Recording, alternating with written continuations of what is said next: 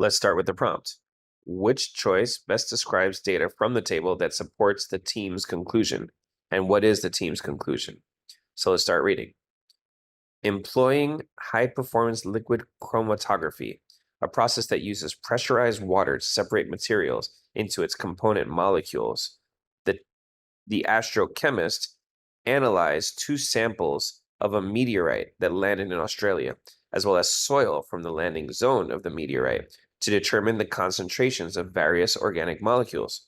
By comparing the relative concentrations of types of molecules known as nucleobases in the meteorite with those in the soil, the team concluded that there is evidence that the nucleobases in the meteorite formed in space and are not the result of contamination on Earth.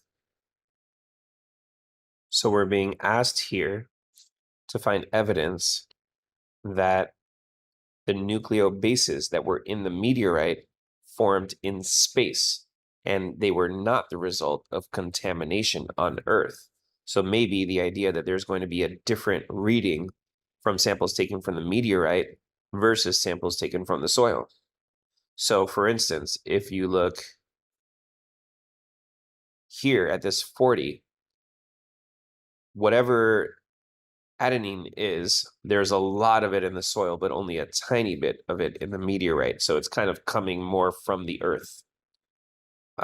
Maybe this one here is a little inconclusive because you see it a little bit in the meteorite, a little bit on Earth. Maybe it was, maybe it wasn't.